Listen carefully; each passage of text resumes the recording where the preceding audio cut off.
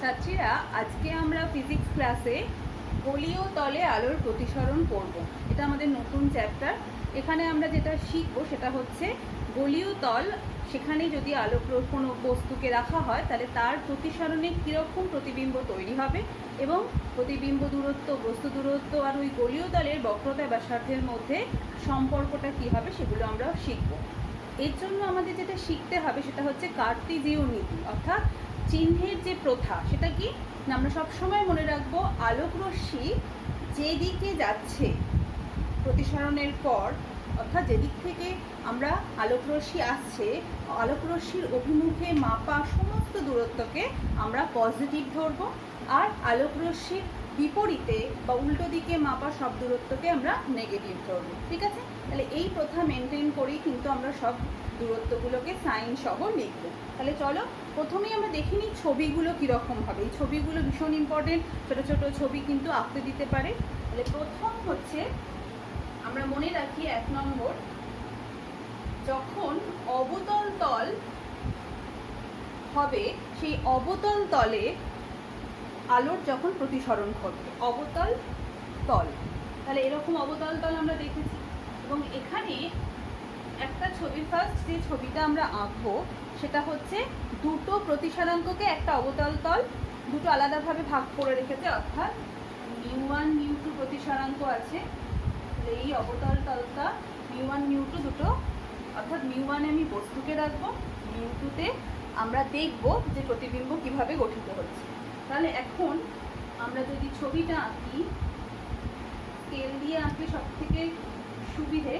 তাহলে বক্রতা কেন্দ্র যেটা অর্থাৎ সি, সেটাকে আমরা সি দিয়ে লিখলাম। যে গোলীয় তল তাকে আমরা mn দিয়ে লিখতে পারি। ও হচ্ছে মেরু। এখন আমরা একটা বস্তুকে রাখবো যে বস্তুর থেকে আলোক রশ্মি mn তলে পড়বে। ধরা যাক বস্তুটার অবস্থান হচ্ছে এখানে P। এখন বস্তু আলোক রশ্মি বস্তু থেকে, এবং অবশ্যই মনে রাখবো বস্তুটা হচ্ছে বিন্দু বস্তু। তাহলে এখান থেকে আলোক রশ্মি পড়ল।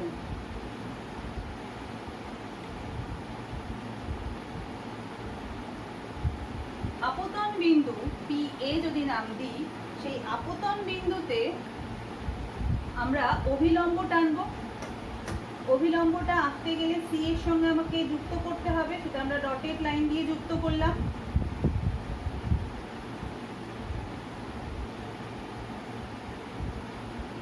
এই অবস্থায় প্রতিসরণের পর কিভাবে রশ্মিটা বাঁকবে সেটা কিন্তু নির্ভর করবে এই যে প্রতিসরাঙ্ক লিখেছি, প্রতিসরাঙ্কের মানের উপর। তাহলে প্রথম যখন μ1 গ্রেটার দ্যান μ2 হবে, অর্থাৎ যে মাধ্যমে বস্তু রয়েছে সেই মাধ্যমটা হচ্ছে ঘন মাধ্যম, যেখান থেকে আমরা দেখছি μ2 সেটা হচ্ছে লঘু মাধ্যম। তাহলে আমরা সবাই জানি, আগের ছোটবেলা থেকে আমরা পড়ে আসছি যে যখনই ঘন থেকে লঘুতে আলোর প্রতিসরণ ঘটবে তখনই কি হবে না, প্রতিবিম্বটা প্রতিসৃত রশ্মিটা সবসময় অভিলম্ব থেকে দূরে সরে যাবে। তাহলে অভিলম্ব তার যাওয়ার কথা, এই যে স্কেলের লাইন অনুযায়ী তার যাওয়ার কথা, কিন্তু সে যাবে কি ওই লাইনে না গিয়ে সে এখন কিন্তু দূরে সরে গেল, এরকমভাবে দূরে সরে যাবে। তাহলে আমরা এটাকে যদি এরকমভাবে আঁকি, সে কিন্তু এইভাবে সরে যাচ্ছে।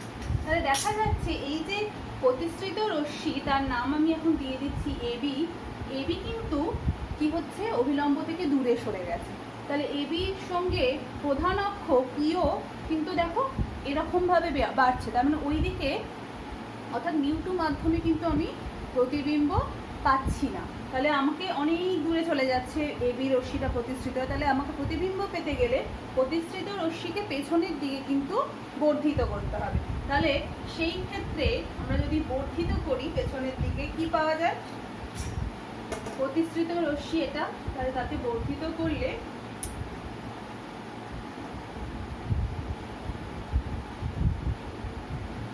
এরকম একটা ডটেড লাইন আমরা আঁকতে পারি বর্ধিত করে।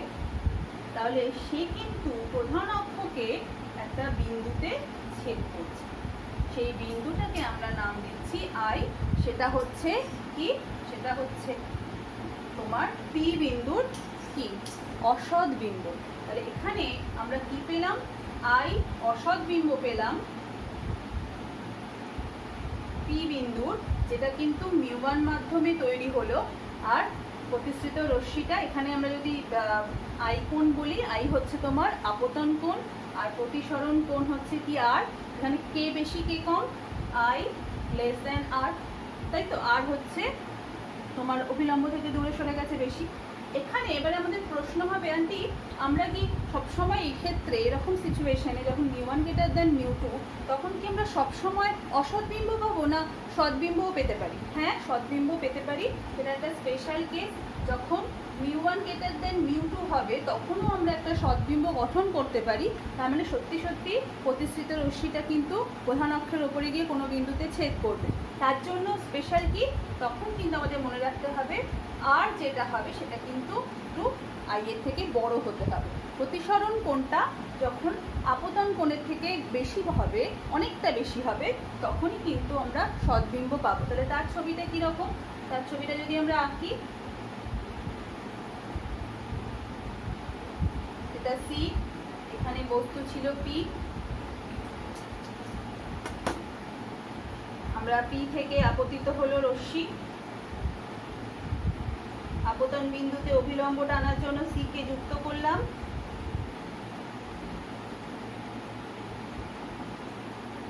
ঘন থেকে লঘুতে যাচ্ছে, অভিলম্ব থেকে দূরে সরে যাবে, কিন্তু অভিলম্ব থেকে দূরে সরে গিয়ে সে কিন্তু প্রধান অক্ষের ওপর গিয়ে মিলিত হবে। তাহলে দেখো এখানে যে প্রধান অক্ষ, অর্থাৎ এই যে এ আর বি হচ্ছে প্রতিসৃত রশ্মি, এখানে তাহলে ছবিটা কি হলো? এখানে এবি রশ্মিটা ওই দিকে সরে যাচ্ছিল, প্রধান অক্ষ থেকে দূরে চলে যাচ্ছিল, কিন্তু এখানে এবি রশ্মিটা প্রধান অক্ষের উপর একটা বিন্দুতে মিলিত হলো, বি বিন্দুতে মিলিত হলো। তাহলে এখানে হচ্ছে আই আপতন কোণ, আর কোণটা দেখো আই কোণের থেকে কিন্তু অনেকটাই বড়। তাহলে এটাই হচ্ছে শর্ত, যখন আমরা সৎবিম্ব পাবো, অর্থাৎ আই, বা এখানে আমরা যদি আই নাম দিয়ে দিই, তাহলে আই হচ্ছে সৎবিম্ব। কেন পেলাম, কখন পেলাম? এই একই শর্তে, যখন আই অনেকটা ছোট আর এর থেকে, অর্থাৎ আর প্রতিসরণ কোণটা কিন্তু মিউ2 মাধ্যমে প্রতিসরণ কোণটা অনেকটা বড়। ঠিক আছে, তাহলে এটা হচ্ছে অবতল তলের ক্ষেত্রে। এবারে অবতল তলে আরও একটা ছবি আমরা করব, সেটা হচ্ছে 3 নম্বর ছবি। যদি আমরা বলি সি, এখানে মিউ1টা লেস দ্যান মিউ2, অর্থাৎ বস্তু রয়েছে লঘু মাধ্যমে আর আমরা রয়েছি ঘন মাধ্যমে। তাহলে এইরকম অবস্থায় যদি ছবিটা দেখি, দেখো তাহলে মিউ1 লেস দ্যান মিউ2, তাহলে এখানে ছবিটা আঁকলে বস্তু হচ্ছে লঘু মাধ্যমে,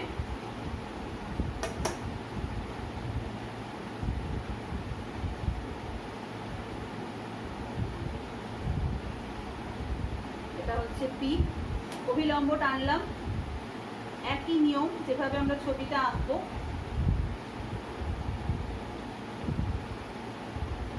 তাহলে দেখো মিউ1 মিউ2 লঘু থেকে ঘনতে যাচ্ছে, সবসময় কি হবে? অভিলম্ব থেকে দূরে সরে যাবে।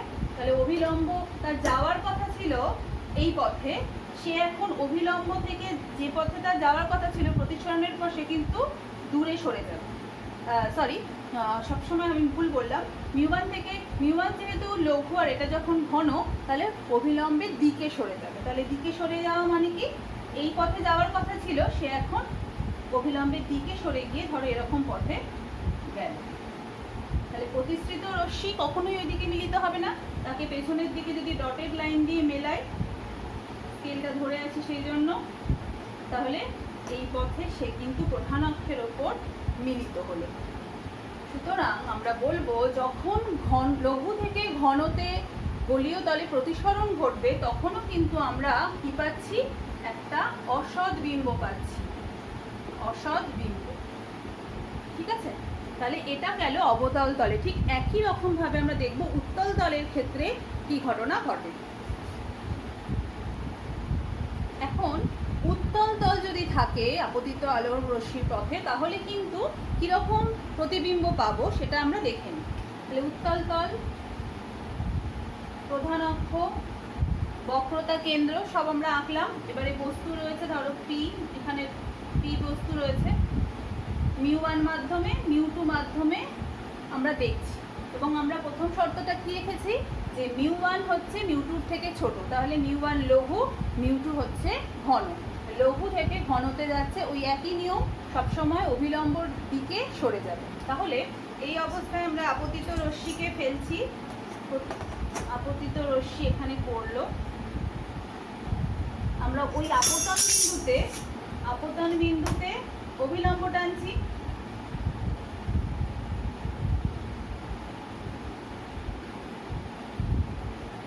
এবার আপতন বিন্দুতে অভিলম্ব টানলে আপতিত কোণ কোনটা? এইটা আই কোণ। তাহলে প্রতিসরণের পর কি ঘটনা ঘটবে? ও কিন্তু অভিলম্বের দিকে সরে আসবে। তাহলে ওর যাওয়ার কথা ছিল এই পথটায়, ও একটু যেন শিফট করলো, অবিলম্বের দিকে কিন্তু সরে গেল। এবং আমরা দেখতে পাচ্ছি এই প্রতিসৃত যে রশ্মি সেটা কিন্তু কি হবে, সেটা কিন্তু কখনোই মিলিত হবে না। তাকে যদি মেলাতে হয় তাহলে আমি পেছনের দিকে বাড়াবো। তাহলে পেছনের দিকে যদি আমি ডটেড লাইন দিয়ে বৃদ্ধি করে দিই, তাহলে দেখতে পাচ্ছি সে প্রধান অক্ষের ওপর একটা বিন্দু আইতে মিলিত হচ্ছে। তাহলে আই হয়ে যাচ্ছে, তাহলে আরটা দেখো এইটা, তাহলে আই হয়ে যাচ্ছে কি, আই হয়ে যাচ্ছে এই আই, ক্যাপিটাল আই হয়ে যাচ্ছে অসৎ বিন্দু, অসৎ বিন্দু। এবং আমরা সবসময় মনে রাখবো এখানে আই কোণের থেকে আর কোণটা কি, আই কোণটা লঘুতে, আর কোণটা হচ্ছে ছোট, তাহলে আই গ্রেটার দেন আর। এখানেও আমরা সদ্বিম্ব গঠন করতে পারি, অর্থাৎ ওই একই শর্ত, বিতে আইটা সদ্বিম্ব হবে, সেখানে ছবিটা কেমন হবে? তাহলে বস্তু রয়েছে পি, সেখান থেকে রশ্মি আপতিত হচ্ছে। এটা একবার দুবার প্র্যাকটিস করলেই সুন্দর মনে থাকবে। অভিলম্ব টেনে ফেললাম, তাহলে আপতন কোণ আই। এইবার যখন ও সদ্বিম্ব হতে গেলে সবসময় মনে রাখবো ওখানে প্রধান অক্ষের ওপর একটা কোনো বিন্দুতে কিন্তু ওকে মিলিত হতে হবে। তাহলে প্রধান অক্ষের ওপর আই বিন্দুতেও মিলিত হলো, এবং এখানে দেখো আর পেলাম, তাহলে আই কিন্তু তখন মাঝ গ্রেটার দেন আর হচ্ছে। এই যে শর্ত, এই শর্তেই আমরা আই যে প্রতিবিম্ব পাচ্ছি সেটা কিন্তু সদ্বিম্ব পাচ্ছি, যে সত্যি সত্যি প্রতিসৃত রশ্মিটা প্রধান অক্ষের ওপর আই বিন্দুতে গিয়ে মিলিত হচ্ছে। ঠিক আছে, লাস্ট ছবি কি সেটা আমরা মনে রাখবো। এই শর্তটা তো হলো 2 নম্বর শর্ত, যেটা μ1 গ্রেটার দেন μ2, বস্তু ঘন মাধ্যমে, আর প্রতিবিম্বকে আমরা দেখছি কোথা থেকে, লঘু মাধ্যম থেকে। তাহলে সেরকম অবস্থায় আমরা যদি ছবি আঁকি,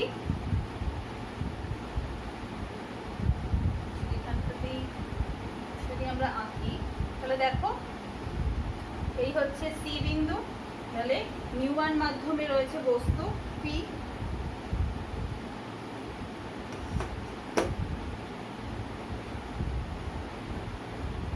আপতিত হলো, অভিলম্ব টানলাম,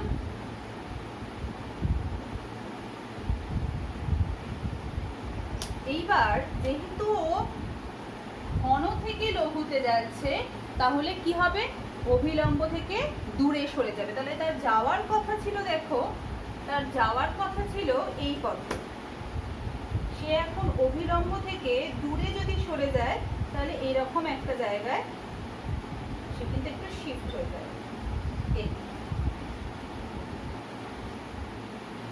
তাহলে এই সিচুয়েশনে দেখো ও কিন্তু মিলিত হচ্ছে না, তাহলে ওকে পেছনের দিকে যদি বৃদ্ধি করি তাহলে ও আই বিন্দুতে মিলিত হলো।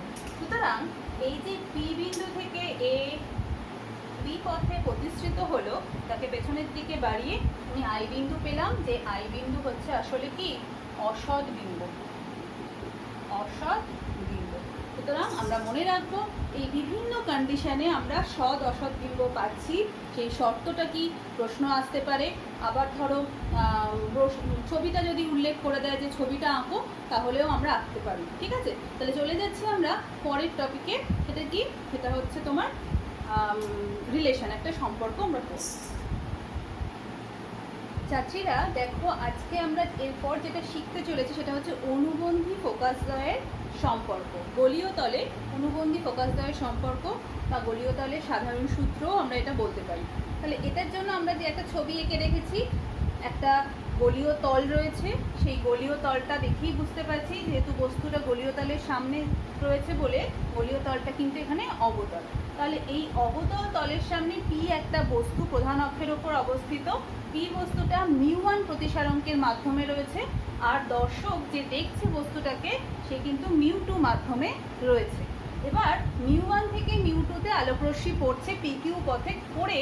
তোমরা ছবিটা যদি একটু দেখো, আমি স্কেল ধরে যদি দেখাই যে আলোকরশ্মিটা আসলে যাওয়ার কথা এই পথে, কিন্তু দেখো ওই পথে যায়নি, সে কিন্তু একটু অবিলম্বের দিকে সরে গেছে। তাহলে বুঝতেই পারছি যে এখানে যখনই μ1 থেকে μ2-তে গিয়ে অবিলম্বের দিকে সরে যাচ্ছে, তার মানে μ1 হচ্ছে লঘু মাধ্যম, μ2 হচ্ছে ঘন মাধ্যম। তাহলে আমরা এটা লিখতেই পারি যে μ1 লেস দ্যান μ2, সেই জন্যই অবিলম্বের দিকে সরে গেছে। তাহলে আপতন কোণ কি?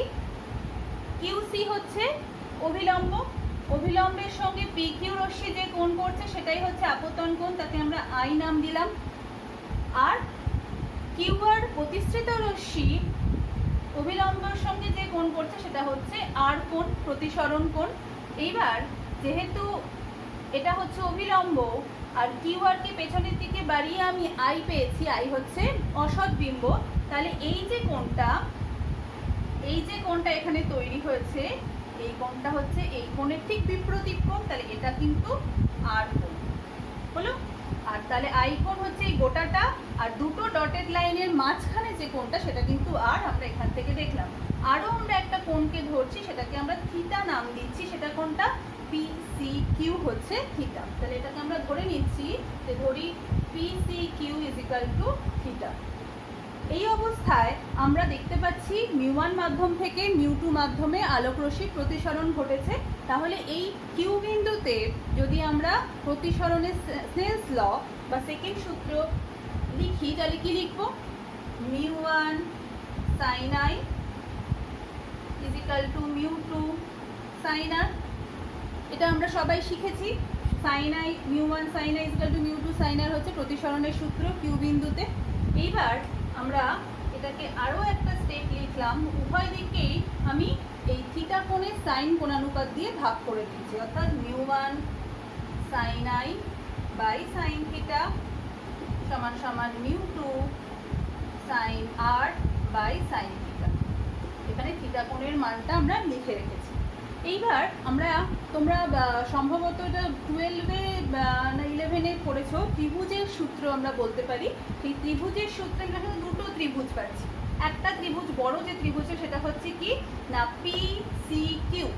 এই PCQ এই ত্রিভুজের দুটো কোণ, একটা হচ্ছে বড় I কোণ আপতন কোণ, আর একটা হচ্ছে থিটা কোণ। তাহলে আমরা শিখেছি যে একটা ত্রিভুজের দুটো যে কোণ, সেই একটা কোণের সাইন কোণানুপাত ডিভাইডেড বাই ওই কোণের বিপরীত বাহু। তাহলে দেখো sin I PC, ত্রিভুজ PQC থেকে আমরা ত্রিভুজ সূত্র যখন লিখছি, তাহলে ত্রিভুজের যে কোনো একটা কোণের সাইন কোণানুপাতের সঙ্গে তার বিপরীত বাহুর অনুপাত অপর একটা কোণের সাইন কোণানুপাতের সঙ্গে তার বিপরীত বাহুর অনুপাতের সমান হয়। তাহলে আমি যদি সূত্রটা মনে করে এটা লিখি, তাহলে কি হবে দেখো, sin I ডিভাইডেড বাই, তাহলে I কোণের বিপরীত বাহু এখানে কে PC = থিটা কোণ তার sin θ, আর থিটা কোণের বিপরীত বাহুকে PQ লেখা যায়। তাহলে এখান থেকে আরও একটা স্টেপ যদি আমরা লিখি, এটা কি sin I sin θ সমান কি হয়ে যাচ্ছে PC PQ। ঠিক আছে, নেক্সট হচ্ছে ত্রিভুজ, আরও একটা ত্রিভুজ আছে QIC। তাহলে এই ত্রিভুজটাতেও দুটো কোণ রয়েছে, একটা হচ্ছে R কোণ, একটা থিটা কোণ। ঠিক একইভাবে ত্রিভুজ সূত্র যদি আমরা অ্যাপ্লাই করি, তাহলে sin R IC = sin θ QI। তাহলে একইভাবে আমরা লিখলাম sine I by sine R by I C সমান সমান sine theta by Q I বা আই কিউ। এবং এখান থেকে আমরা একইভাবে sine R by sine theta সমান সমান I C by I Q লিখলাম। কি প্রয়োজন? আমার এই কোণানুপাতের যে অনুপাত সেটাকে আমি এই জায়গায় ওই ভ্যালু দিয়ে ট্রান্সফার করব। তাহলে আমরা নতুন যেটা লিখতে পারি পরের অংশ, এই সমীকরণটাতে আমরা মানগুলো বসিয়ে দিই। তাহলে কি পাওয়া যাবে? μ1 into PC by PQ is equal to μ2 into IC by IQ। এখানে দুটো জিনিস আমাদের মনে রাখতে হবে। একটা হচ্ছে, যেহেতু যে গলীয় তল নিয়ে আমরা কাজ করছি সেই গলীয় তলের উন্মেষটা ক্ষুদ্র, তাই এবং প্রত্যেকটা আপতিত রশ্মি কি প্যারাক্সিয়াল রে, অর্থাৎ তারা খুবই উপাক্ষীয় রশ্মি। তারা কিন্তু সবাই কি করবে? প্রধান অক্ষের খুব কাছাকাছি। তাহলে কিউ বিন্দু আর ও বিন্দু কিন্তু সবাই খুব কাছাকাছি বিন্দু।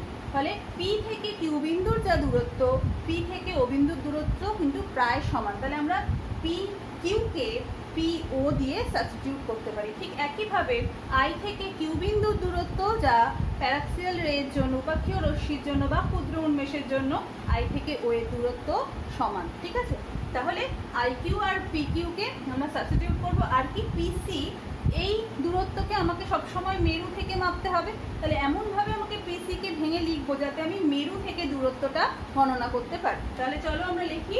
তাহলে μ1 পিসিকে কি লেখা যায়? ওপি থেকে ওসিকে বিয়োগ করতে পারি, সুতরাং ওপি মাইনাস ওসি। আর পিকিউকে লিখলাম পিও। একইভাবে পরের লাইনে আমি একটু নিচে করে লিখছি, μ2 ইন্টু আইসিকে কি লিখতে পারি? ওআই মাইনাস ওসি, তবেই আইসি পাবো। OI minus OC. আর আইকিউকে লিখছি আইও বা ওআই।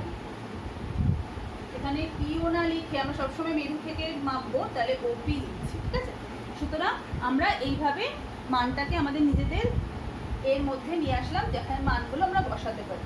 এইবার আমরা দেখছি যে পি হচ্ছে বস্তু, তাহলে ওপি কি? ওপি হচ্ছে বস্তু দূরত্ব, যাকে আমরা ইউ দিয়ে লিখবো। এবার আমরা সাইনের ব্যাপারটা আসছে। দেখো, ও থেকে মাপছি, সেটা কিন্তু আলোর অভিমুখের উল্টো দিকে, তাহলে এটা হয়ে গেল মাইনাস ইউ। আচ্ছা, ও আইটা কি? ও আই হচ্ছে প্রতিবিম্ব দূরত্ব, যেটা আমরা আলোর উল্টো দিকে মাপছি, তাহলে সেটাও হয়ে গেল মাইনাস ভি। আর ওসি কি? সি হচ্ছে বক্রতা কেন্দ্র, তাহলে বক্রতা ব্যাসার্ধ, মেরু থেকে বক্রতা কেন্দ্রের যে দূরত্ব সেটাও উল্টো দিকে, তাহলে সবগুলো কিন্তু নেগেটিভ। তাহলে এখানে আমরা যদি বসিয়ে দিই মানটা, μ1 ইন্টু ওপি মানেই হচ্ছে মাইনাস ইউ, মাইনাসে plus R by minus U. ঠিক একইভাবে μ2 ইন্টু মাইনাস ভি, মাইনাসে প্লাস আর বাই মাইনাস। এবারে জাস্ট আমরা ব্র্যাকেট দিয়ে ভাগ করছি 1 মাইনাস আর বাই ইউ। এখানে কি হবে? μ2 দিয়ে যদি ভাগ করি 1 মাইনাস আর বাই ভি। একইভাবে μ1 আর মাইনাস μ1 আর ইউ, μ2 মাইনাস μ2 আর বাই ভি। ব্র্যাকেট তুলে μ1 μ2কে গুণ করে দেওয়া হয়েছে। এর পরের লাইনে আমরা লিখতে পারি μ2-র পাশে আমি নিয়ে যাচ্ছি μ1, তাহলে মাইনাস হয়ে যাবে, আর মাইনাস এই অংশটাকে এইদিকে নিয়ে আসছি। তাহলে দেখো তো কি হয়।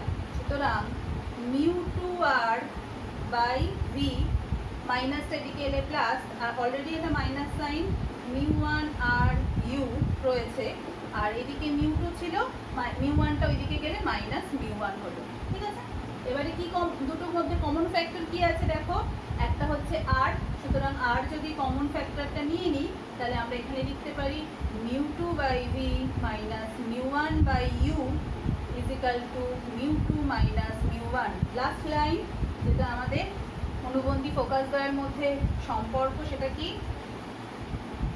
সুতরাং μ2 by v minus μ1 by u equal to μ2 minus μ1 by r। সুতরাং এটাই হয়ে যাচ্ছে কোনো গোলীয় তলে অনুবন্ধী ফোকাস দ্বয়ের মধ্যবর্তী দূরত্ব। অনুবন্ধী ফোকাস দ্বয় আমরা দর্পণের ক্ষেত্রে পড়েছিলাম, নিশ্চয়ই মনে আছে, এমন দুটো বিন্দু প্রধান অক্ষের ওপর, একটাতে বস্তু রাখলে অপরটাতে প্রতিবিম্ব তৈরি হয়, ঠিক আছে? সুতরাং ইউ ভি আর আর এর মধ্যে একটা সম্পর্ক আমরা পেলাম। এরপর আমরা চলে যাচ্ছি পরের টপিকে।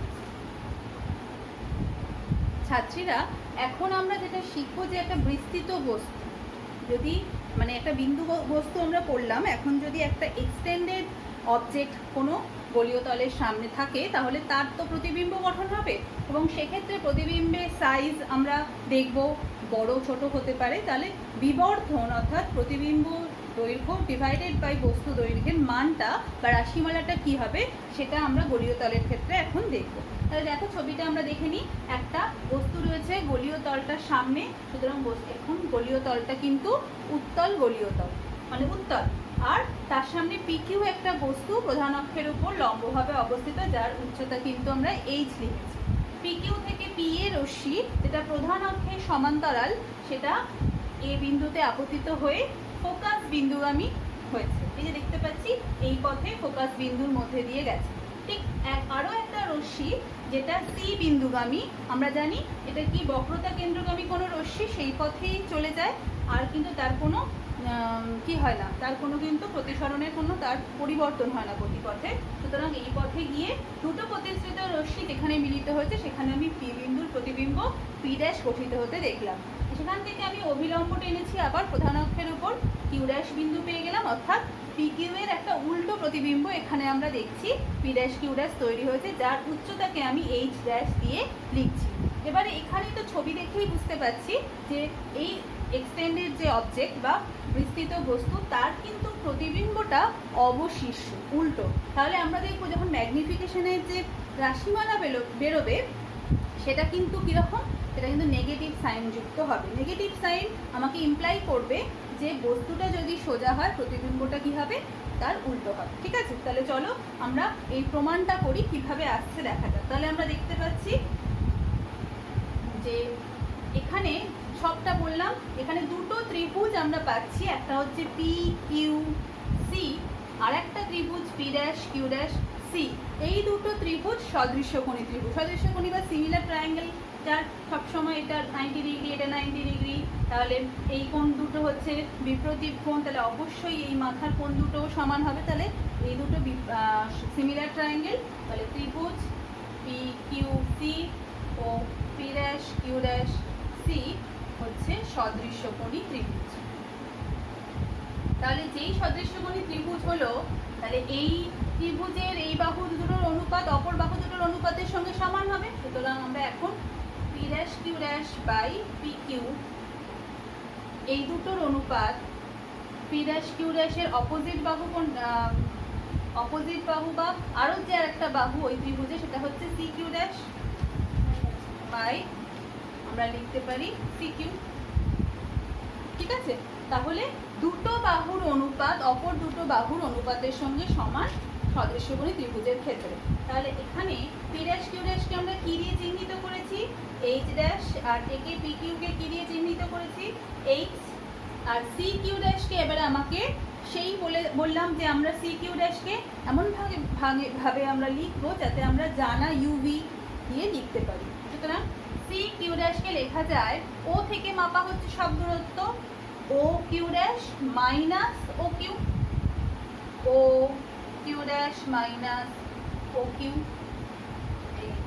ও কিউ ড্যাশ মাইনাস ও সি। এই যে ও কিউ থেকে, ও কিউ ড্যাশ থেকে ও সি বিয়োগ করলেই আমরা সি কিউ ড্যাশ পেয়ে যাচ্ছি। আবার সি কিউকে কিভাবে পাচ্ছি, ও থেকে মাপছি, দেখো ও কিউ প্লাস ও সি, ও কিউ প্লাস ও সি, এই দুটোকে যোগ করলেই আমরা সি কিউ পাচ্ছি। এবারে মানগুলো যদি বসিয়ে দিই, ও কিউ ড্যাশ হচ্ছে কি প্রতিবিম্ব দৈর্ঘ্য বা প্রতিবিম্ব দূরত্ব, তাহলে ও কিউ ড্যাশ প্রতিবিম্ব দূরত্ব আলোক রশ্মির যে গতিপথ তার কি দিকে অভিমুখে, সুতরাং ওটা কি হবে পজিটিভ, তাহলে বি কিন্তু পজিটিভ হলো। নেক্সট ওসি, সেটাও কিন্তু আলোর গতিপথের অভিমুখে, সেটা ওসি মানে হচ্ছে বক্রতার ব্যাসার্ধ, তাহলে মাইনাস সাইন যেমন ছিল আর ওসি নিজে কিন্তু পজিটিভ, সুতরাং ভি মাইনাস আর হলো।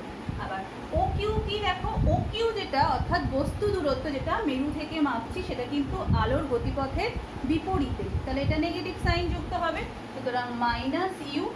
আবার ওসি, ওসি হচ্ছে পজিটিভ, তাহলে প্লাস আর, তাহলে এটাকে একটু যদি আমরা সাজিয়ে লিখি V minus R divided by R minus U, বোঝা গেল কি? সুতরাং এইটা হচ্ছে এইচ ড্যাশ বাই এইচ এর রাশিমালা আমরা এখান থেকে পেলাম।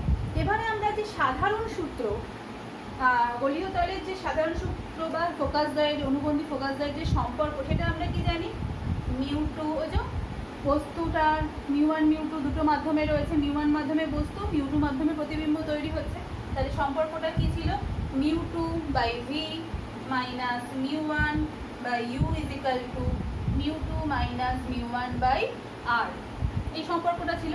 এটাকে আমরা একটু টুকরো করে লিখি mu two by R minus mu one by R. পরের লাইনে কি করব, মিউ টু গুলো একদিকে, মিউ ওয়ান গুলোকে একদিকে রাখি,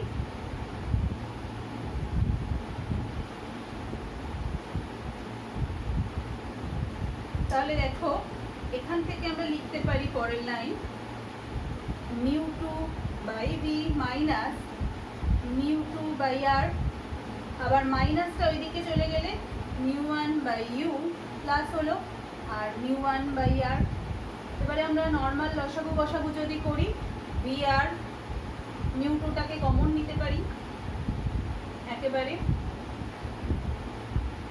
তাহলে দুটো থেকে মিউ টু কমন, তাহলে ভি আর হলো, তাহলে আর মাইনাস ভি হলো, আর এখানেও মিউ ওয়ান কমন, তাহলে এটাও হয়ে গেল U R R minus U, দুদিকে আর কমন ফ্যাক্টর, আর চলে যেতে পারে, আর ওই মিউ টুটা ওইদিকে গিয়ে divided by mu one divided by mu two হয়ে যাবে, সুতরাং এটাকে আমরা এইভাবে লিখছি R minus V by V, যেহেতু আর আর আর ক্যান্সেল হয়ে গেল, আর মিউ টুটা মিউ ওয়ানের তলায় আসলে হচ্ছে mu one by mu two into R minus U by U. দেখো ঠিক আছে, এইবার আমাদের একটা অংশ হচ্ছে আমরা কি বার করে রেখেছি, আমরা ওই যে H dash by H equal to এই অংশটা বার করে রেখেছি, এটা আমরা ওই ছবিটা থেকে পেয়েছি। তাহলে আমরা এইচ ড্যাশ বাই এইচকে আনবো রাশিমালায়, তবেই আমি ম্যাগনিফিকেশন পাবো। তাহলে সেটার জন্য আমাকে এটাকে আরেকটু সাজাতে হবে, কি না এই ভিটাকে আমি ওপরে নিয়ে গেলাম, ওই দিকে নিয়ে গেলাম, আর এই অংশটাকে আমি এখানে নিয়ে আসলাম, তাহলে দেখো তো কি পাওয়া যায়, R minus V divided by R minus U, এটা নিচে এলো, আর এখানে পেলাম mu one by mu two আর ভি বাই ইউ পেলাম। এবারে এটার সঙ্গে ম্যাচ করাই, সব আছে কিন্তু এখানে আর মাইনাস ভি আছে, এখানে কি আছে ভি মাইনাস আর আছে, তাহলে একটা মাইনাস সাইন কমন নিলেই আমি এই অংশটাকে কি, এই অংশটা আমার ছিল এইচ ড্যাশ বাই এইচ, তাহলে এইচ ড্যাশ বাই এইচ লিখতে পারি, সুতরাং একটা মাইনাস সাইন বা মাইনাস দিয়ে ওদিকে গুণ করলে আমরা এটাকে এইভাবে লিখছি V minus R by R minus U minus mu one by mu two into V by U. তাহলে আমরা মাইনাস দিয়ে নেগেটিভ সাইন দিয়ে কিন্তু উভয় পক্ষকে গুণ করলাম, তাহলে এই অংশটা এখন দেখতে পাচ্ছি এটার সঙ্গে সেম হয়ে গেছে, তাহলে এর পরিবর্তে আমি এইচ প্রাইম বাই এইচ বসাতে পারি, কি বোঝা গেছে তো, এটা মাইনাস দিয়ে গুণ হওয়ার পর এই অংশটা এসছে। তাহলে লাস্ট লাইন আমরা যেটা ম্যাগনিফিকেশনের রাশিমালা বলবো, এটা আমরা কি পাচ্ছি দেখো, এইটাকে আমরা লিখছি ম্যাগনিফিকেশন বা বিবর্ধন, সেটা সমান সমান প্রতিবিম্ব দৈর্ঘ্য ডিভাইডেড বাই বস্তু দৈর্ঘ্য এইচ ড্যাশ বাই এইচ, যেটা আসলে এইটা ইজিক্যাল টু হয়ে গেল minus mu one V by mu two U, এটাই হচ্ছে আমাদের বিবর্ধনের রাশিমালা। এখানে অনেক কিছু ইমপ্লাইজ করছে, নেগেটিভ সাইন ইমপ্লাইজ করছে যে উৎপন্ন প্রতিবিম্ব পি ড্যাশ কিউ ড্যাশটা কিন্তু অবশিষ্ট, ঠিক আছে। আছে? তাহলে এটাই আমাদের এখান থেকে ছোটো ছোটো অঙ্ক আসতে পারে। এরপর আমরা যেটা শিখবো সেটা হচ্ছে প্রথম মুখ্য ফোকাস আর দ্বিতীয় মুখ্য ফোকাসের একটা ছোট্ট সম্পর্ক রয়েছে, সেটা আমরা নেক্সট ক্লাসেও শিখতে পারি। তাহলে আমরা কাজ করছি, কারণ তোমাদের এই দুটো বড় বড় প্রুফ তোমরা প্র্যাকটিস করো। আমরা বড় নেক্সট ক্লাসে প্রথম মুখ্য ফোকাস আর দ্বিতীয় মুখ্য ফোকাসটা শিখবো। ঠিক আছে, আজকের মতনই। ছাত্রীরা, তোমাদের আগের ভিডিওটাতে আমি বললাম যে নেক্সট ক্লাসে আমরা করব, কিন্তু একটা ছোট্ট এর কন্টিনিউয়েশন একটা ছোট্ট পার্ট আছে, আমি সেটা একটা আলাদা ভিডিও পাঠিয়ে কমপ্লিট করে রাখছি, যাতে তোমরা একটু সময় নিয়ে দেখো। আশা করি বুঝতে পারবে, কোনো অসুবিধা তোমাদের হবে না। আচ্ছা, তাহলে আমরা এখন যেটা করবো সেটা হচ্ছে প্রথম ও দ্বিতীয় মুখ্য ফোকাসের সম্পর্ক। কোনো একটা গোলীয় তল, তার দুটো ফোকাস বিন্দু রয়েছে, একটা প্রথম মুখ্য ফোকাস, একটা দ্বিতীয় মুখ্য ফোকাস। সেই প্রথম মুখ্য ফোকাস কাকে বলে বা তার সংজ্ঞা কী, এবং তার রাশিমালা আমরা গোলীয় তলের যে সাধারণ সূত্র সেখান থেকে কিভাবে প্রতিষ্ঠা করতে পারি, চলো আমরা দেখি। তাহলে প্রথমেই প্রথম মুখ্য ফোকাস দুটো তল, একটা হচ্ছে অবতল আর একটা হচ্ছে উত্তল। তাহলে উত্তল তলের ক্ষেত্রে প্রথম মুখ্য ফোকাস সেটা কি হবে না, যখন একটা প্রধান বিন্দুর ওপর অবস্থিত কোনো বিন্দু থেকে একগুচ্ছ অপসারী রশ্মি বেরোবে, বেরিয়ে প্রতিসরণের পর যদি প্রধান অক্ষের সমান্তরালভাবে দ্বিতীয় মাধ্যমে প্রবেশ করে, অর্থাৎ প্রধান অক্ষের সমান্তরাল হয়, তাহলে ওই যে বিন্দুটা ওকে বলা হচ্ছে প্রথম মুখ্য ফোকাস, এবং মেরু থেকে ওই দূরত্বটাকে বলা হচ্ছে প্রথম মুখ্য ফোকাস দূরত্ব বা ফোকাস F1 হচ্ছে ফোকাস, প্রথম মুখ্য ফোকাস বিন্দু। ঠিক একইভাবে অবতলে যখন হবে, অবতলের ক্ষেত্রে কি হবে, অবতলের ক্ষেত্রে সেখানে এমনভাবে রশ্মিটা এসে আপতিত হবে যেন অভিসারী রশ্মি। তলের অবর্তমানে তারা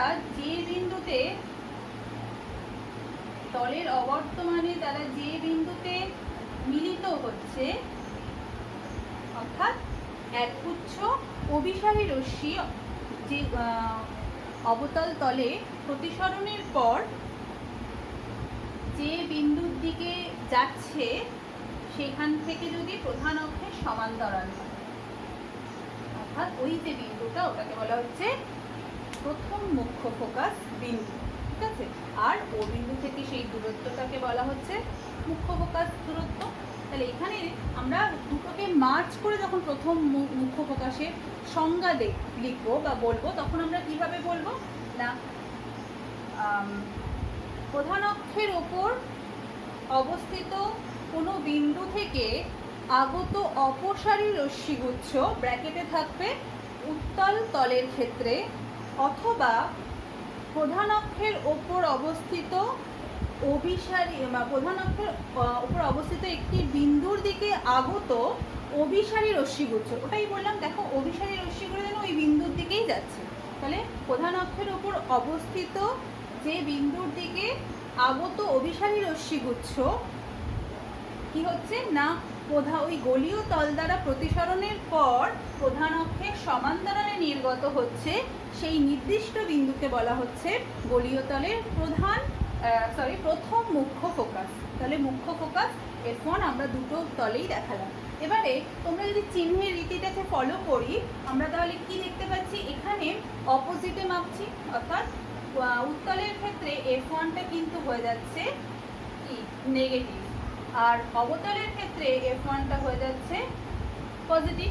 তাহলে এখান থেকে ফোকাসের যদি করি, এখান থেকে যদি আমরা ফোকাসের রাশিমালাটা পাই, F1 এর রাশিমালাটা কি, তাহলে আমরা কি জানি, ওই একই ফর্মুলা μ2 μ1 যদি আমরা ধরি, তাহলে μ2 / v - μ1 / u = μ2 - μ1 / r, এগুলো আমরা জানি। এবারে দেখো যেখান থেকে আসছে, অর্থাৎ বস্তুটা কোথায় অবস্থিত, F1 দূরত্বে অবস্থিত, F1 লিখেছি, তাহলে u হচ্ছে এখানে F1, আর কি v কোথায় তৈরি হচ্ছে, প্রতিবিম্ব সমান্তরাল রশ্মি কোথায় গিয়ে মিলিত হয়, আমরা এটা ধরে নিই সবসময় অসীমে গিয়ে মিলিত হয়, তাহলে এখানে vটা কিন্তু ইনফিনিটি, অসীম।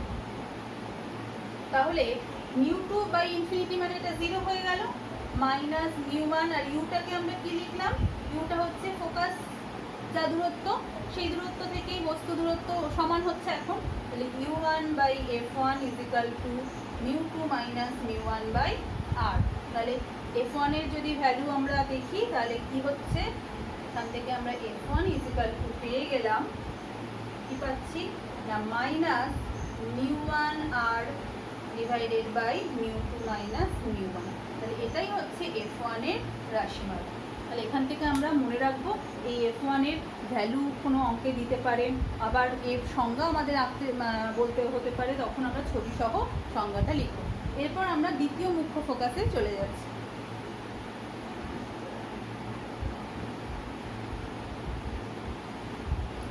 আচ্ছা, এখন আমরা দ্বিতীয় মুখ্য ফোকাস করব। তার আগে আমি প্রথম মুখ্য ফোকাসে একটা কথা তোমাদের, যে f1 এর ভ্যালুটা আমরা উত্তল লেন্সের ক্ষেত্রে বার করলাম, সেই f1 এর ভ্যালুটা কীরকম, f1 এর ভ্যালুটা তো আমরা দেখলাম যে আমি একটু লিখছি, ছিল হচ্ছে মিউ1 আর বাই মিউ2 মাইনাস মিউ1, এটা ছিল।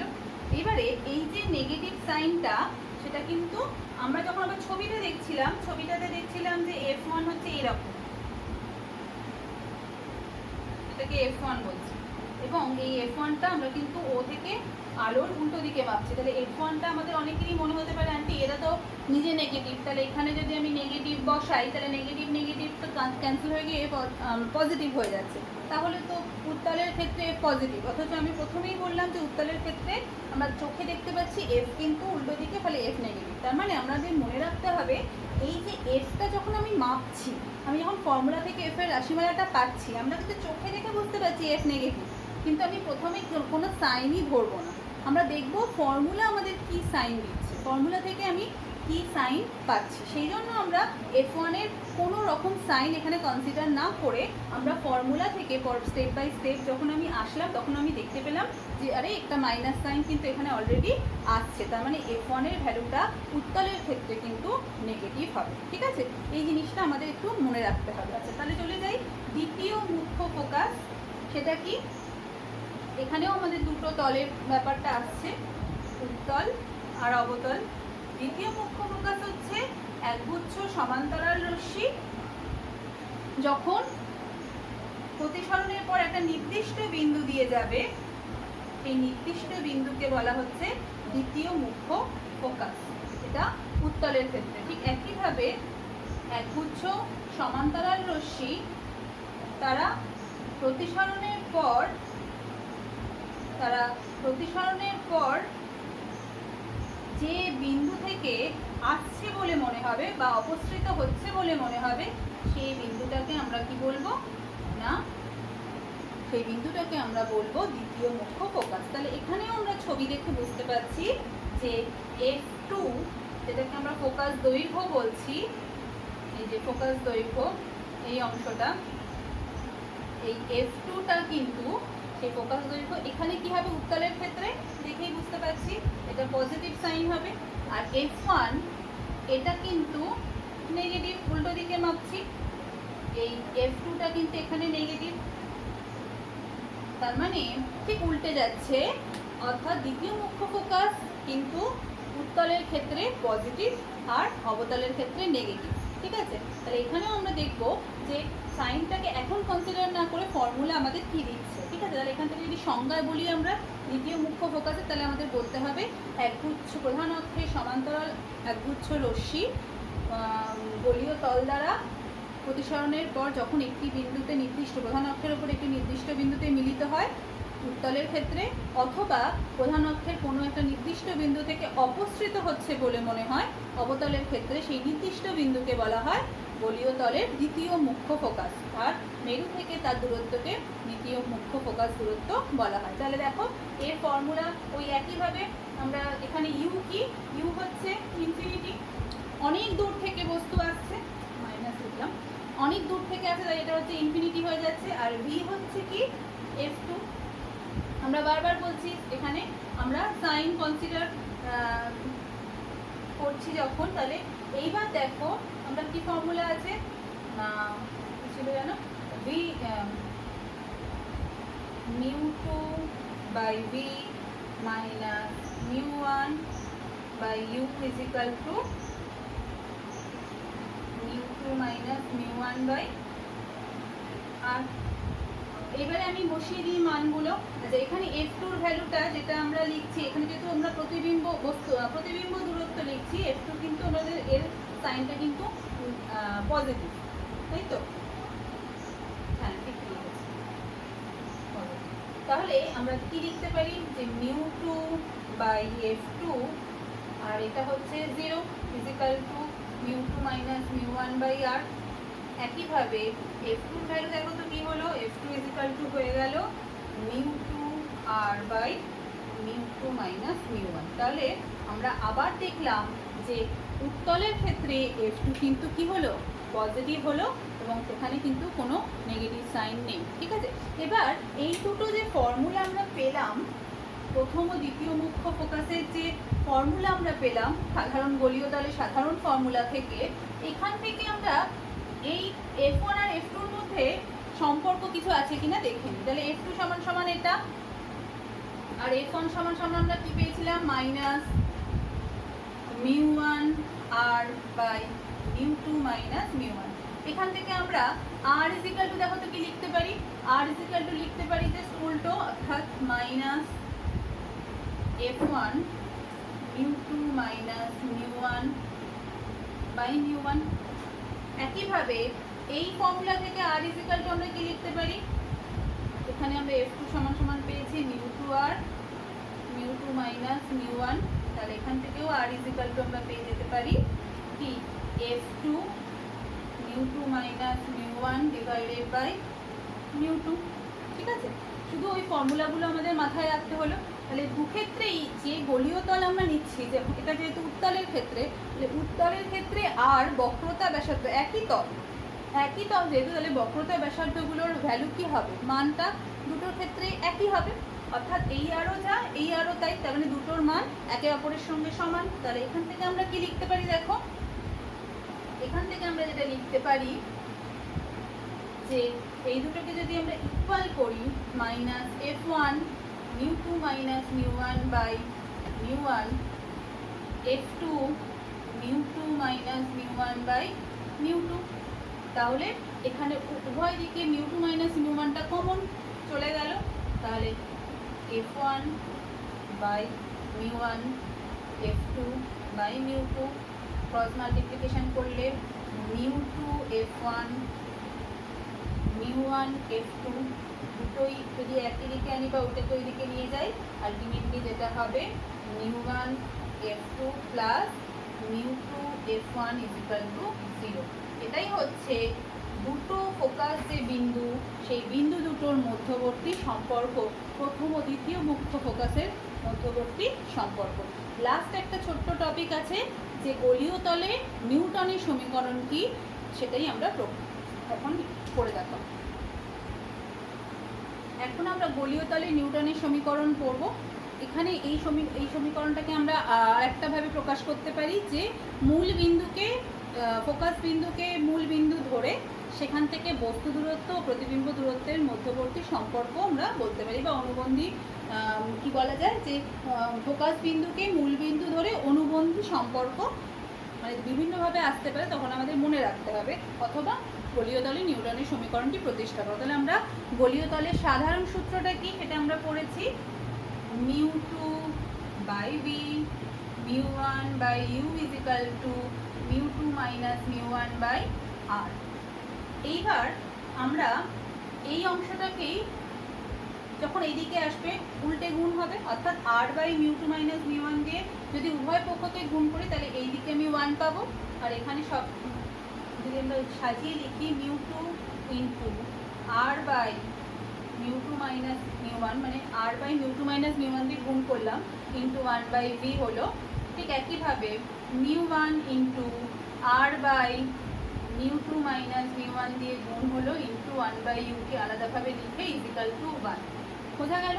সুতরাং আর কিছুই না, সবাইকে আমরা r বাই μ2 মাইনাস μ1 দিয়ে গুণ করলাম, যাতে রাইট হ্যান্ড সাইডটাকে 1 করা যায়, আর বাকি অংশকে একটু সাজিয়ে গুছিয়ে আমরা লিখলাম। তাহলে দেখো একটু আগেই আমরা পেয়েছি কি, এই যে এই অংশটা, অর্থাৎ μ2 into r by mu two minus mu one. এটা কি? এটা হচ্ছে দ্বিতীয় মুখ্য ফোকাস বা F2। তাহলে F2 বাই বি। আর এটা কি না mu one minus mu one into R by mu two minus mu one. Minus সহ এই রাশিমালাটাকে আমরা F1 নাম দিচ্ছিলাম।